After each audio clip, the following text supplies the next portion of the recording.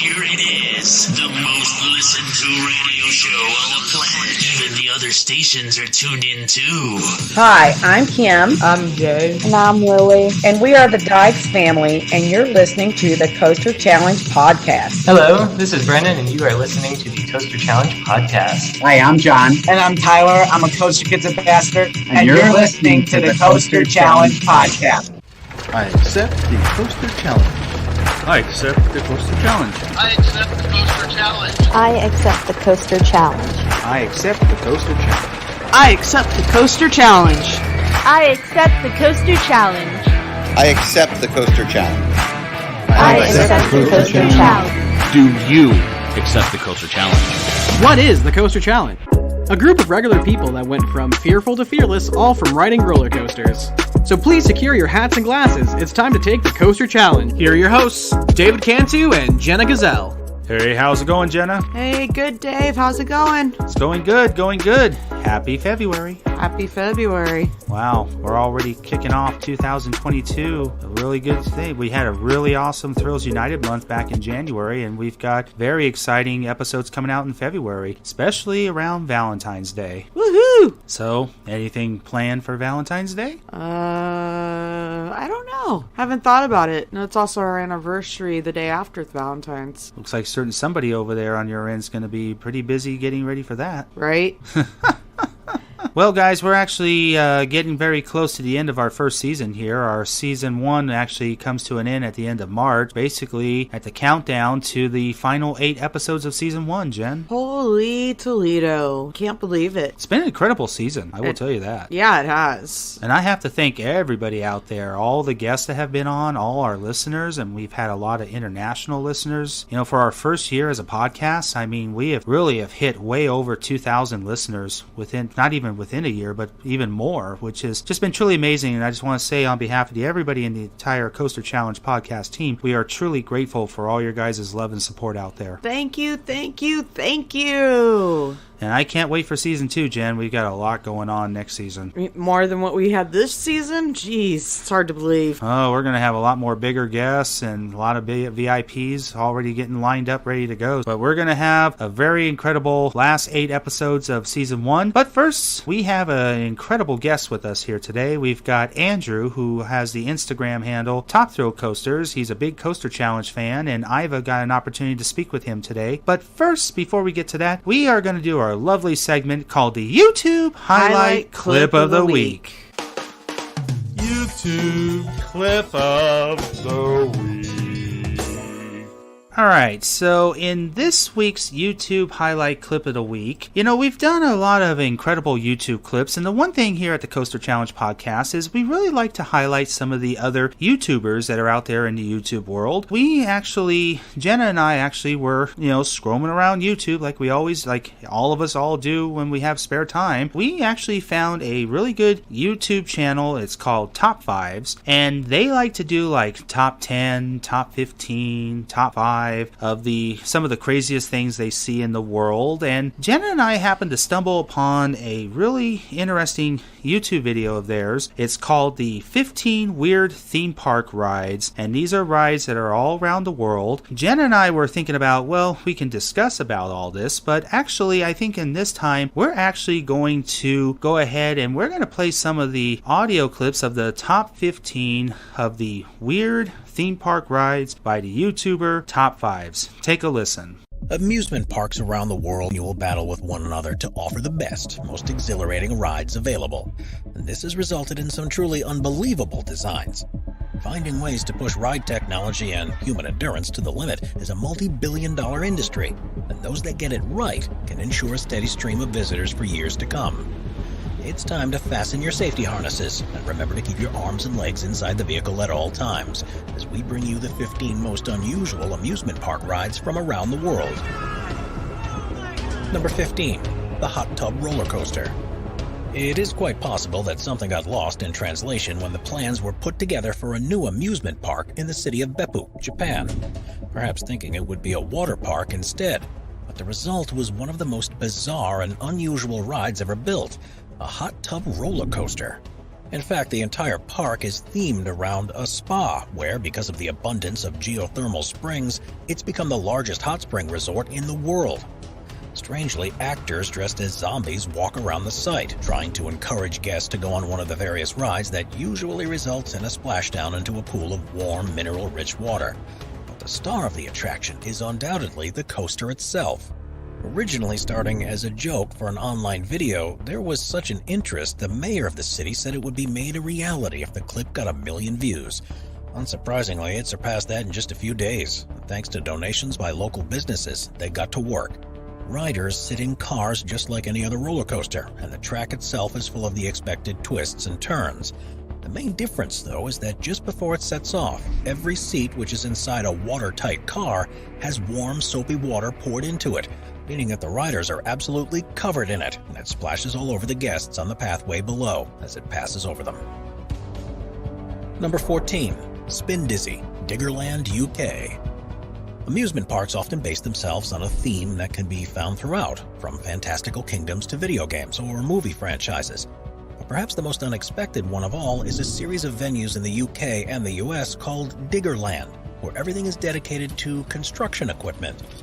Originally designed as a place where youngsters can try their hands at driving huge trucks and moving earth, the company has begun to branch out with its own unique rides, and the one that keeps people coming back for more is called Spin Dizzy. Essentially, it's a converted Komatsu excavator, which has long since been retired from a construction site. Doing what virtually every builder has probably wanted to do since they first set sight on one of these incredible machines. The buckets had been fitted with seating and safety restraints, and once everyone's securely in place, the operator begins to show just what the excavator is capable of. Perched atop a small hill, it begins to spin round and round, while occasionally tilting passengers until they feel like they're about to fall out.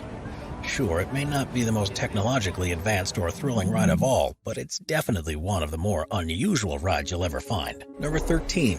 Wicker Man.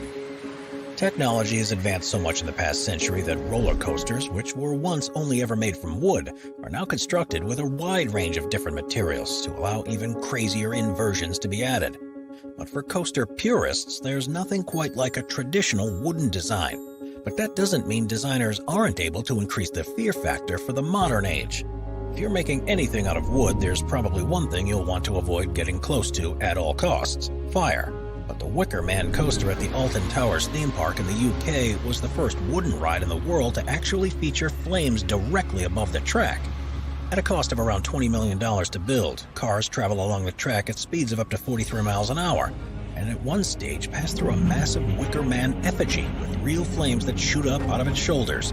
With huge amounts of smoke and heat effects along the rest of the ride, you're truly given the sense that it's all about to burst into flames, just like in the movie. We just hope the designers have taken suitable precautions to make sure the flames are controlled enough that they won't ever make contact with the track. Number 12. Formula Rossa. There's one thing everyone expects when they visit an amusement park, and that's that they'll be able to go on a ride that reaches insanely fast speeds as it twists and turns around the track. While most designers think that with the invention of launch coasters, we're verging on the limit of what the human body can handle, things were taken a step further with the development of the world's fastest roller coaster, the Formula Rossa in Abu Dhabi. It's part of Ferrari World, which was built next to the Formula One racetrack. And the idea of the ride is to recreate the sensation you feel if you're driving one of the most powerful vehicles on the planet. By using a similar steam hydraulic launch system that you'll find on aircraft carriers, the ride accelerates to a frightening top speed of almost 150 miles or 240 kilometers per hour in just 4.9 seconds. It's also the 6th longest steel coaster in the world, with a track length of about 1.4 miles. But at these speeds, the entire experience lasts just 92 seconds. As further evidence that this probably has gone beyond what's possible elsewhere, each rider has to wear a pair of protective goggles before the ride starts. Because not only is there a risk of damaged eyesight because of the rapid change in air pressure, but just a single grain of sand would be enough to permanently blind you if it just so happened to blow into your face during acceleration. Number 11. The Human Trebuchet, Middlemore Water Park, UK. Trebuchets became one of the most effective siege war weapons and allowed attacking forces to launch huge projectiles that were often alight at enemy defenses to cause wide-ranging damage. It's perhaps no surprise then that a group of adrenaline junkies realized that the design could quite easily be used to launch a human being into the air. And that's how the Human Trebuchet at Middlemore Water Park in the UK was created. The premise was simple. The device would launch you more than 70 feet, or about 21 meters into the air.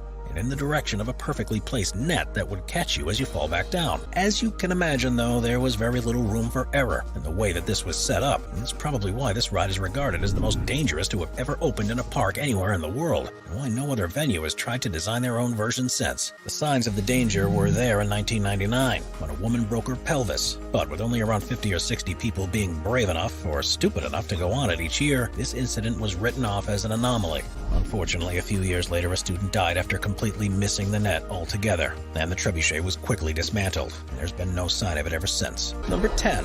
Mardi Gras Hangover. Six Flags is known for developing some truly groundbreaking rides, and in 2018 the company opened a record breaker at Six Flags Great America Amusement Park called the Mardi Gras Hangover. As the name would suggest, no rider is going to leave this experience without feeling a little wobbly. But the surprising thing is how simple the structure actually is. Advertised somewhat controversially as the largest loop coaster, it's a 100-foot or 30-meter tall circular track, which launches the vehicle at speeds of up to 30 miles an hour. And usually, riders are arranged facing each other in each car as it spins both forwards and backwards, ensuring that if you're with friends, you'll be sure to see them contorting their faces into all sorts of shapes before it's over. Passengers complete 6 loops in just 90 seconds, and there's even time in each rotation for a brief pause at the top, so you get a few seconds of being suspended upside down before coming back down to the ground. Perfect for a view out across the park if you can handle it. The question remains, though, does this actually qualify as a roller coaster, or is it something else entirely? Number 9. Vertical Swing.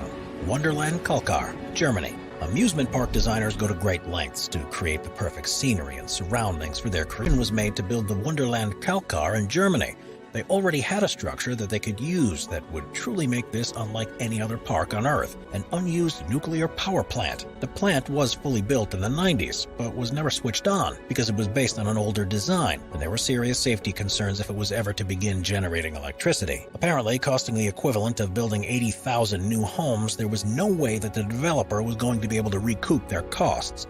So sold it to a Dutch investor who wanted to use the land as an amusement park. Most of the attractions are built around the shell of the reactor, but there's one ride that's actually inside the original cooling tower, a vertical swing ride. Now this is the type of attraction that usually doesn't appeal to thrill seekers because it's seen as quite a tame experience, but there's something about being sat on one that rises 17 stories up above the concrete structure that seriously ups the ante. It's one of the most popular rides in the entire park, and truly one that should be on everyone's bucket list. Number 8. The Golden Lasso Coaster. To generate more interest and make sure there are queues of crowds lining up to get a chance to ride, new roller coasters are often themed after a famous property, or at least the first few years of operation. When Six Flags Fiesta Texas announced they were closing down the popular Power Surge water ride because of increasing safety concerns, they replaced it with a brand new type of coaster. And because of its speed and twisting turns, it only seemed fitting that it would become the Wonder Woman Golden Lasso Coaster. Opening in May of 2018, it features 3 inversions and reached speeds of up to 52 miles an hour. It is, of course, painted in the recognizable color of Diana's lasso, but that's not the only thing that made it special. This was the first single-rail roller coaster to ever open to the public. And despite there being another 3, based on the same design, elsewhere in the US, the Golden Coaster will always be the one that paved the way. Almost appearing to be a high-speed monorail, all of the ride apparatus is hidden underneath the solitary track, which gives a range of new opportunities in terms of the inversions that are possible in comparison to traditional 2-rail designs. Number 7. X-Scream, Las Vegas. The Strat Hotel in Las Vegas has taken the idea of amusement park rides to a whole new level by attaching them to the top of the highest observation tower in the United States. And of the 3 that brave guests are able to go on, probably the most unusual and frightening is the X-Scream. At a height of 866 feet, or about 264 meters above the ground, it's the 4th highest ride in the world and uses this fact to extraordinary effect. Rather than featuring a car that goes around a circuit, it's simply made up of one 68-foot or 21-meter-long straight piece of track that hangs over the edge of the observation tower and pivots back and forth. Riders sit in the car, and once they're strapped in, the track tilts forwards as they travel at a surprisingly fast speed towards the very end of the rail before sharply braking. And it's been specifically designed to move in a seemingly unpredictable way to give you the impression that it's not working properly and that you're just about to fall off the edge of the building. For the time that it's stationary, it offers some of the greatest views out across the strip. While it may make for an exhilarating experience, everyone's more than happy when it returns back to safety and they're able to get their feet back on firm ground again. Number 6. The Sky Cycle, Washuzan Highland, Japan. Normally, when you go on a ride that reaches a height that's the equivalent of 4 stories tall, you'd expect it to move automatically and to have safety harnesses that prevent you from falling out. But the Sky Cycle at Japan's Washuzan Highland amusement park is hardly your typical experience. There aren't any inversions or hair-raising twists, but it's a ride that provides excitement of a very different kind. Each cart that travels along the track is pedal-powered, so riders have complete control over the movement, and the only thing keeping you securely in place is a rather flimsy seatbelt. This would be fine if kept at ground level, but the Sky Cycle lifts you up to 590 feet above the ground and gives you astonishing views out across the park, the cities of Okayama, and the nearby Great Sotto Bridge. For those wanting to use the opportunity to take a panoramic photograph or perhaps to have a picnic while they cycle around, the ride designers have conveniently placed baskets at the front of each cart, so you'll keep all of your belongings with you for the entire time. Number 5. Saw, the Ride. Amusement park rides are meant to elicit all the emotions from intense fear to joy to exhilaration, and will often use the stories of famous movies to help toy with your mindset. It seemed an odd choice, though, when Thorpe Park in the UK announced an attraction that was based on the Saw series. But with it being one of the most successful horror franchises in recent times, it certainly made sense to their marketing department. Virtually the entire queue for the coaster passes through an enclosed, dark section where guests have to negotiate their way past traps from the movies, while constantly being watched over by Jigsaw. Shotgun blasts occasionally echo out. Billy the Puppet makes an appearance on monitors to explain all the rules of the ride, and there are countless mutilated mannequin pieces all around. By the time they board the train, most guests are in an uncomfortable headspace. Things only get worse and more intense from there. When it opened in 2009, the coaster was the steepest in the world, with a drop angle of 100 degrees, and a track that seemingly takes you perilously close to whirring saws and a whole host of deadly-looking machines. While most people who venture onto the ride return unscathed, there have been complaints that the entire experience is too intense, with several heart attacks having been reported, one of which occurred before the person had even sat in the actual ride itself. Number 4. The Vanishing Coaster, Yokohama Cosmo World, Japan. A great technique that ride designers often use is the way that the cars sometimes travel in a completely different direction to what the riders expect, something that's usually done with secret and fake pieces of track. When done properly, it adds an extra element of surprise for riders, and as a result, increases their excitement. At the Yokohama Cosmo World in Japan, however, things were done a little differently, and instead of adding a feature that would surprise the riders, they added something that would confuse and shock anyone who was watching the coaster travel along the tracks. Known as the Vanishing Coaster, the ride takes a vertical dive towards a pool, and instead of lifting up just at the last moment as you might expect, it enters a very narrow underwater tunnel and reemerges somewhere else entirely. It's a brilliant visual illusion, and one that regularly confuses passers-by, and it also provides a one-of-a-kind ride experience. After all, where else can you say that you've been on a roller coaster that has a substantial stretch underwater? Number 3. The Underground Ferris Wheel.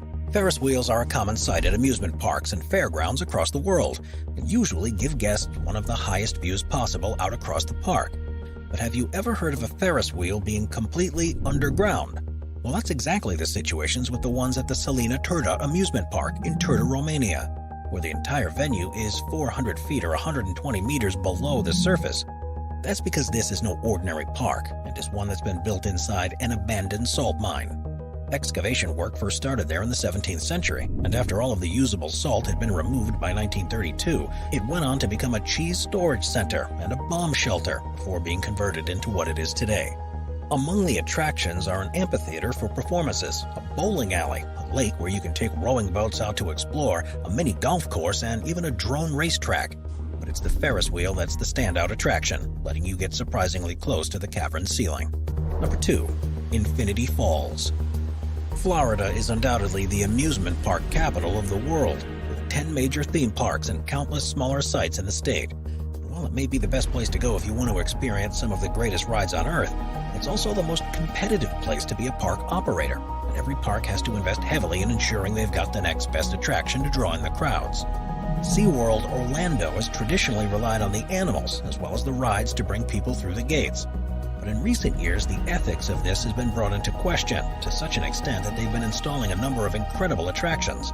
In 2018, the biggest opening of the season was Infinity Falls, a water ride which boasted the tallest drop for a river raft ride anywhere in the world, reaching a maximum height of 30 feet, or 9.1 meters above the ground.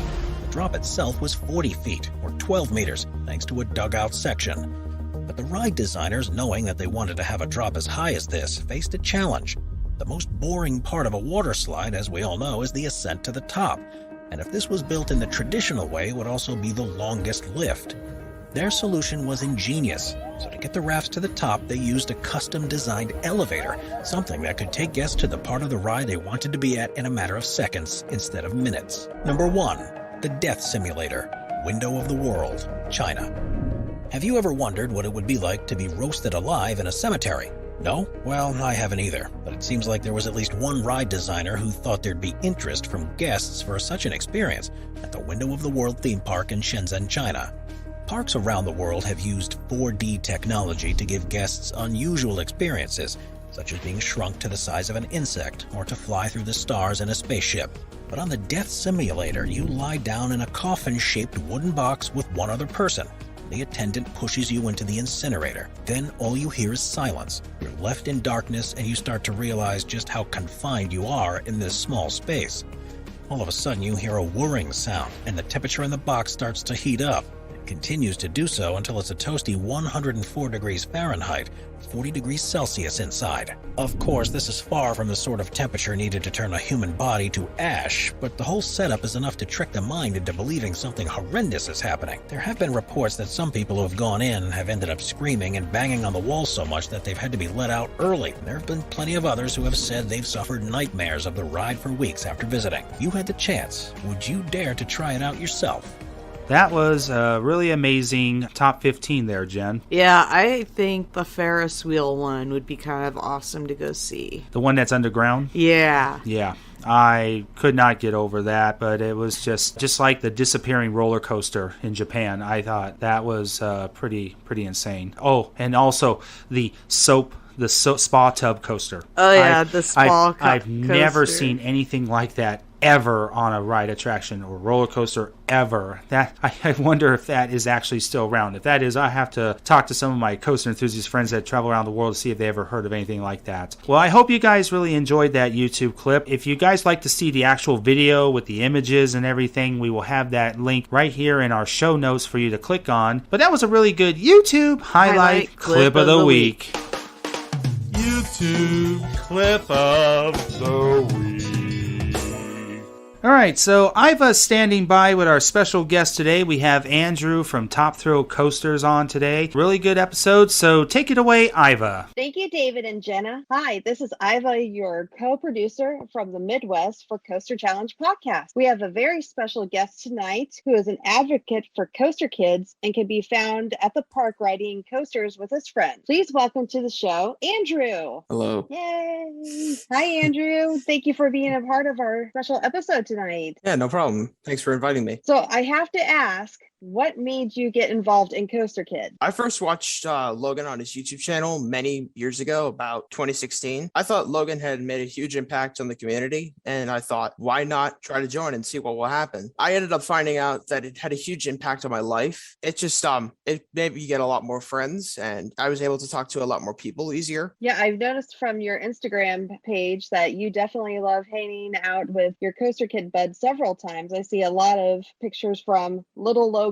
to current Logan, which I love seeing kids grow up, by the way, and still stick with that same group of friends. That connection's very special to you, I bet. Mm-hmm. All right, so we're going to get started with some questions for you, and take your time. That way people get a chance to find out a little bit more about you. How's that sound, Andrew? Sounds good to me. All right, so your first question is, what was your first coaster? Oh, now I definitely have to dig back into my mind on that one. I would say it was either the Great Great Pumpkin Coaster or Woodstock Express, both are at Kings Island. Oldies but goodies. So what year do you think that was your first year going to Kings Island? Do you remember? I would say about 2008 or 2009. Okay, so it's owned by Cedar Fair at that time and not Paramount, correct? It used to be owned by Paramount, I believe, in 2008. I wasn't there when it was at the very beginning when it was previously owned by Cedar Fair. Yeah, I remember riding Woodstock Express my first time when it was the Beastie, so that's going back a few years. Yeah, at the point when I rode it, it was known as the Fairly Odd Coaster. Oh, so it was during the Paramount time then. Mm-hmm. Yeah, I still remember those. I miss a lot of those attractions. During your first time at Kings Island, do you remember a certain coaster that you were afraid of, or was that at a different park, or did you mostly just go to Kings Island when you were growing up? There was one coaster when I first went there that I was a little scared of. It was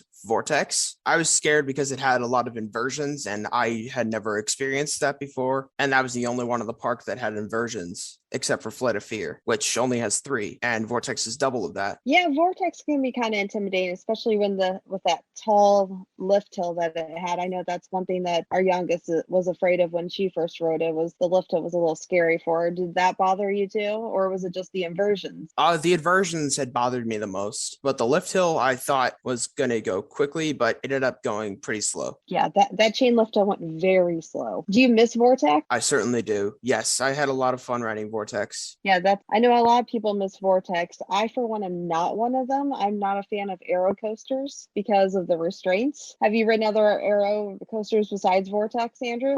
Yes, I have ridden Viper at Six Flags Magic Mountain. That's one park I've not gotten to yet, and it's on my bucket list to visit all the California parks. Yeah. So you've been to Magic Mountain in the past? I have. Oh, how long ago have you visited?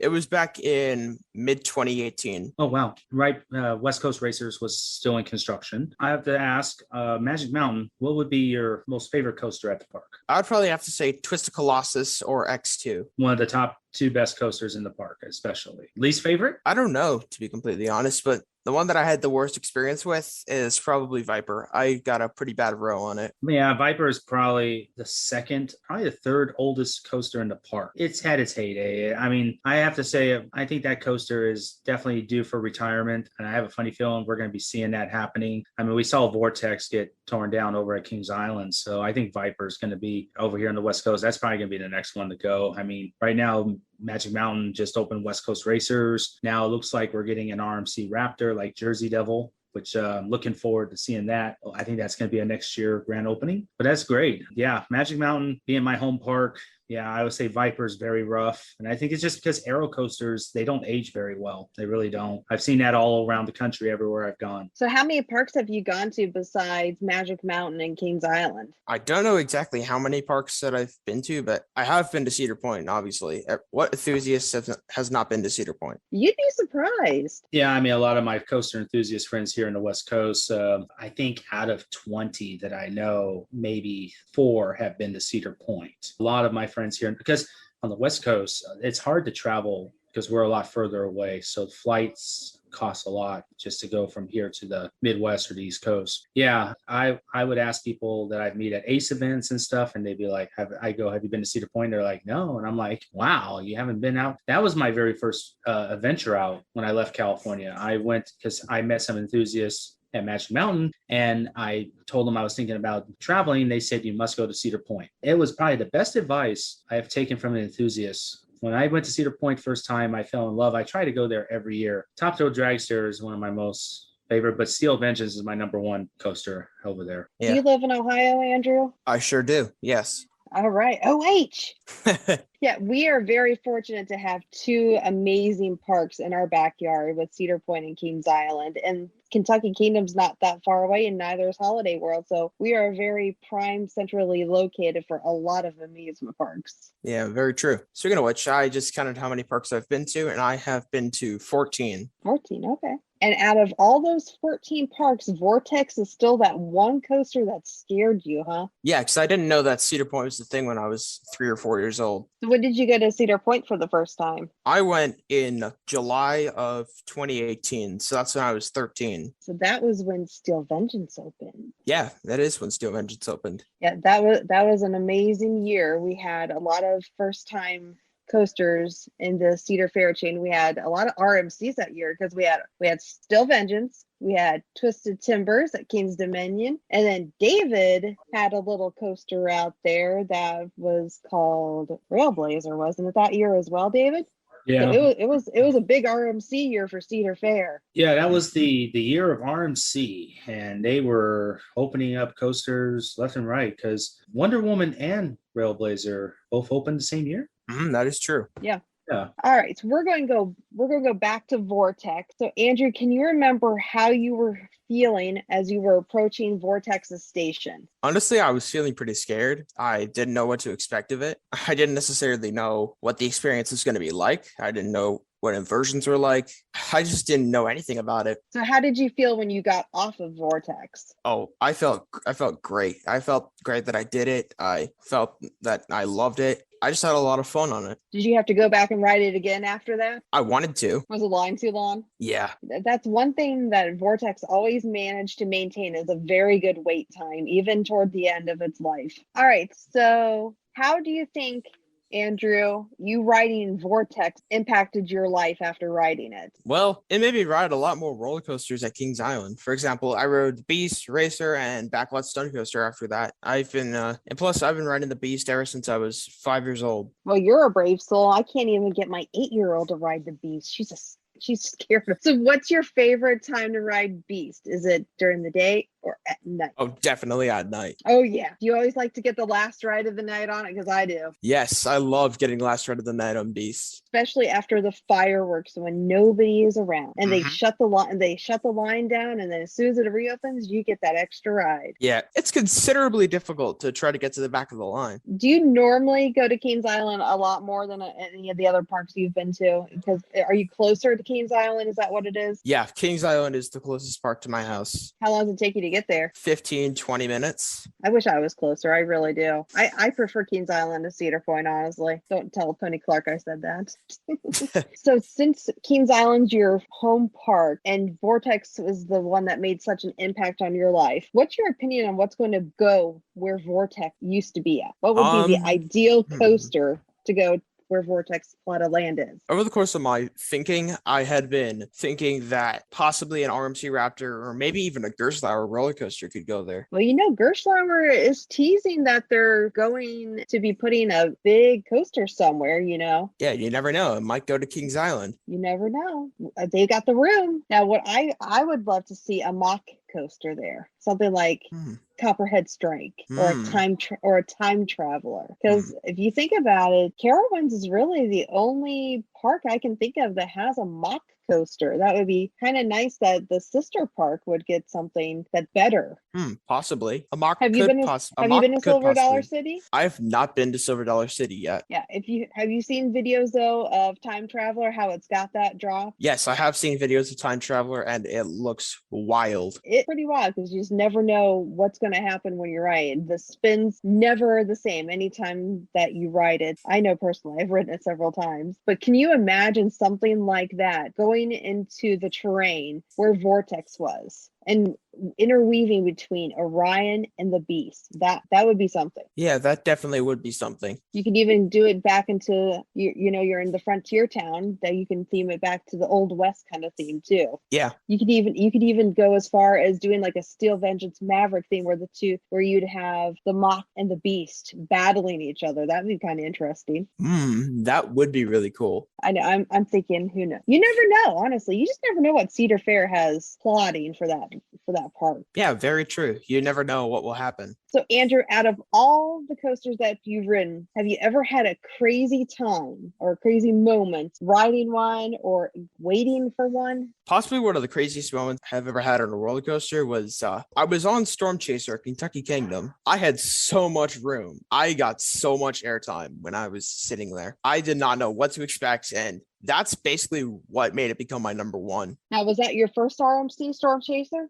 No, it was actually my third. So was Steel Vengeance your first? No, Twisted Colossus was my first, and then I rode Steel Vengeance, and then I rode Storm Chaser. Storm Chaser was my very first RMC. Yeah, I didn't know that Twisted Colossus was an RMC when I first rode it. I didn't know what to expect with Steel Vengeance as well. I don't think anybody knew what to expect with Steel Vengeance. because there's nothing like it out there, unless you count Iron Gauzy, which nobody knows what Iron Gauzy's like because it's not open. I mean, except for a couple staff members, because I did test it with people on it. Yeah, I heard that they had people on it a couple days ago, so we're keeping our fingers crossed. Hopefully it opens soon. Have you only rode just the 3 RMCs, Andrew? Yes, but pretty soon I'm going to be riding Twisted Timbers. 3 of those RMCs that you've ridden, which one's your top? Oh, definitely Storm Chaser. Really? Yeah, I would definitely have to say Storm Chaser because that's what gave me the best experience. You didn't like the racing? Is Twisted Colossus a racing one? I'm not sure because obviously I haven't ridden it. Yeah, it's a Mobius Loop dueling coaster. Yeah, it's a dueling coaster because the original Colossus was a double track, and then they took that and combined it into one where you go up twice up on the lift hill. But the thing about Twisted Colossus is you have to time it just right for the trains to leave the station for them to duel. A lot of times you'll miss it, but if you get an opportunity to duel, it's really cool to see the train twisting upside down, and you look down and you see the other train below you. Yeah, so on that.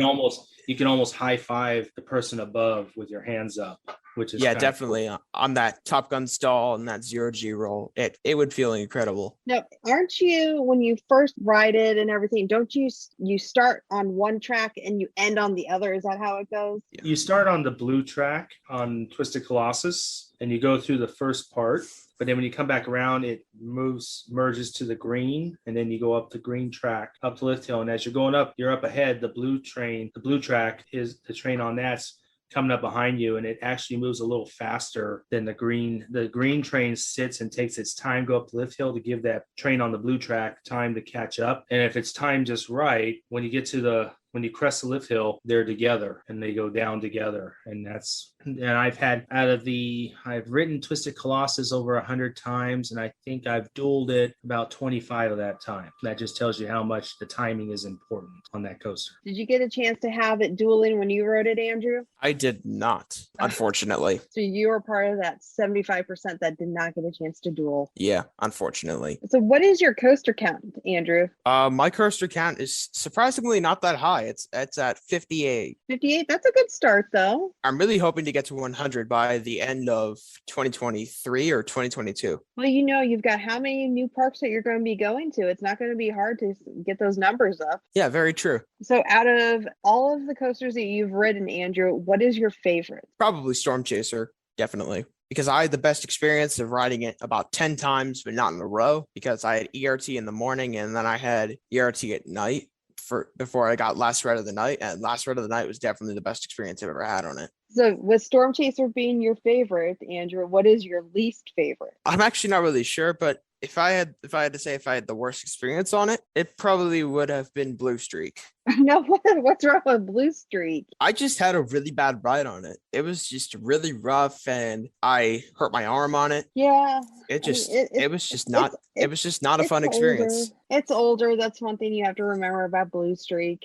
Yeah, very true. And I know with a lot of the older wooden coasters, a lot of the parks have been doing some retracking. You've seen it with Racer at Kings Island. I'll tell you, that thing is butter smooth now.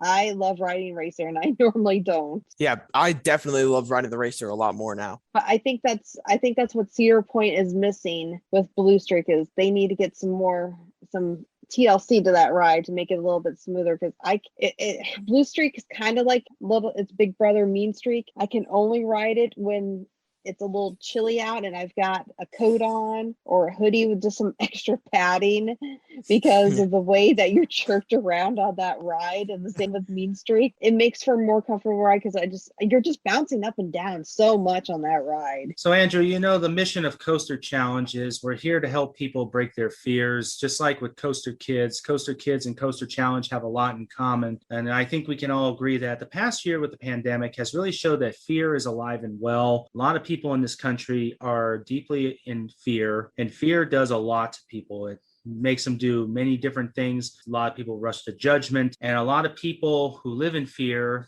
their lives are pretty limited because fear kind of prevents you from being able to live your full life and be able to live a happy life. Being a coaster kid yourself, what advice could you give out to anybody who could be your age, could be as old as me and Ivah? What advice can you give to anybody who's listening out there on how to break their fears and how to live a better life? I would definitely tell others to start small when they are afraid of something. For example, if they are afraid of roller coasters, they would most likely start with the smallest one that they are able to ride. Once they actually get used to it, they would be able to go a lot bigger, have a lot more inversions or have a lot more elements on it. Once they get past that, they would start to get larger and larger. But in the beginning, you always have to start out small. Well, true. Well said. You're actually the first person in our first guest in our podcast to say start small. That's a new one I'm going to write in my book from every guest who has a different. One thing that's unique is every guest we've had on the podcast so far, and we've had regular people like you to big VIPs like Jeff Joyner on the podcast. Every guest has had some sort of lesson about facing fear, and starting small is actually something that has not been mentioned, and I'm definitely going to be writing that in my book of the list of things that people have said, and that's a good call on that one. I think that was well said on that. Yeah, I agree. Once you start small, the only place to go is up. Yep, definitely. Well, thank you again, Andrew, for taking the time to be with us today. For those who don't know you, where can they find you on social media? Well, you can definitely find me on Instagram, which is my Instagram is top_thrill_coasters. I am currently at about 400 followers, and I am hopefully wanting to keep it going up. And I'm sure we can see you around the park too at Kings Island whenever you're there as well. Yep, definitely. Well, again, thank you so much for being with us today, Andrew. Yeah, no problem. Thank you for your time, and I really appreciate the opportunity. Thank you so much. Thank you, Ivah. Thank you, Andrew. That was a really good episode, would you say, Jen? Yeah, you know what always amazes me is the variety of ages that we have that come on the show. Yeah. Anywhere from 13, 14 to 60s, 70s. It's amazing how everybody kind of comes together in this community. Yeah. It's a really awesome community, and it's amazing how theme parks, roller coasters, theme park attractions in general have really made significant impact in people's lives, and roller coasters have done wonders for Andrew, and I'm very proud of him facing his fears and all that stuff. So we've got a even awesome episode coming on next week, Jen. Very excited about it. We've got a very special VIP coming in the house again. Yay! I like when we get the VIPs. Oh, they always make it so much more interesting. Oh, yeah. I can't wait for you guys to check out, but it will be next Friday. But first, Justin, how can they find us on social media? If you enjoyed today's episode, be sure to like and subscribe wherever you get your podcast. And if you want to see more from us, we upload every Friday. And check us out on Facebook, Instagram, Twitter, YouTube, all at Coaster Challenge. Links in the description. Thank you, Justin. Yes, and make sure to hit the subscribe button on your favorite podcast. And also, if you can do us a favor, if you are an Apple podcast listener, we really would love for you guys to give us a review on the Apple Podcasts in general, or iTunes, or anything like, or if you have Spotify, or if you're on Podbean, or if you're on Amazon. If you see an area where you can leave a comment or review, we really would appreciate you guys to give us a thumbs up and just give us a great review on our hard work here on the podcast. It really means a lot to us. Make sure to like us on all our social media pages. Any questions, you can check out our website at coasterchallengeusa.com. And also make sure to check out our merchandise store. We've got shirts and hats and hoodies and all kinds of stuff. The money that's raised in that store, it all gets donated to charity every year, Jen. Which is awesome. Yeah. But we've got an incredible episode going on next week. We're getting down to our last 7. It's going to be a great season finale. But until then, this is David Cantu. This is Jenna Gazelle. We'll see you all next week right here on Coaster Challenge.